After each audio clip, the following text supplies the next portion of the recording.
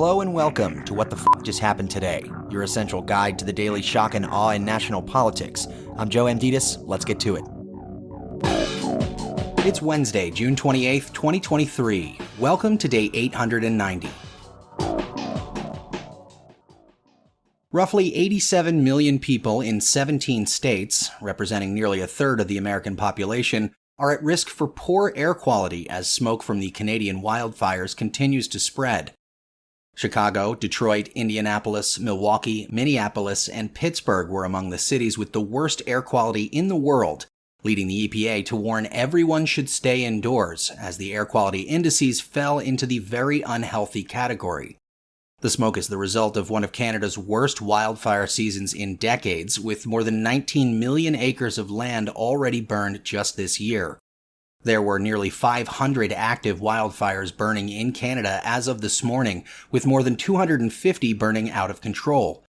Wildfires in the United States have been growing in frequency, duration, and intensity as well, due in part to human-caused climate change. The United Nations has also warned that a similar trend is occurring across the world. Elsewhere, another 69 million people face heat alerts across the South, the Southeast, and parts of the Midwest and California. Moving on, Donald Trump sued E. Jean Carroll for defamation after a jury found he sexually abused and defamed her. Trump is alleging that Carroll defamed him the day after the jury awarded her $5 million in damages when she said that Trump raped her. The federal jury had found Trump liable for sexually abusing Carroll, but not technically raping her. The legal filing claims Trump has been the subject of significant harm to his reputation, which in turn has yielded an inordinate amount of damages sustained as a result.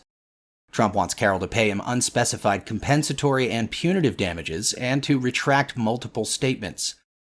Meanwhile, a judge in New York earlier this month allowed Carroll to amend her defamation lawsuit against Trump, letting her seek additional damages after Trump repeated statements that the jury found to be defamatory after the verdict. And finally, Rudy Giuliani met with federal prosecutors investigating Trump's efforts to reverse the 2020 election results. The voluntary interview with special counsel Jack Smith's prosecutors comes as the grand jury has questioned the actions of Trump's lawyers, including Giuliani, and their baseless claims of widespread voter fraud. And we got a couple of polls for you today. NBC News says 44% of voters overall say they would consider voting for third-party candidates in a 2024 matchup between Biden and Trump. Among Democrats, 45% said they'd consider a third-party candidate, while 34% of Republicans said the same. A poll from Florida Politics found 63% of women said they disapprove of Florida Governor Ron DeSantis. Among men, 48% said they have an unfavorable view of him. Quinnipiac found that 30% of voters say the economy is the most important issue to them in the 2024 presidential election. 28% say preserving democracy in the United States is the next most important issue, followed by gun violence at 9%, abortion at 8%, immigration at 7%, healthcare at 6%, climate change at 4%, and racial inequality 3%.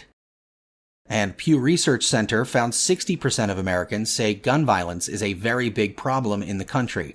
62% say gun violence will increase in the next 5 years. 7% say gun violence will go down. That's all for now. You can find the links and sources for all of these stories on the main website. And as always, visit whatthefjusthappenedtoday.com for the latest news and headlines. Until next time, I'm Joe Amditis.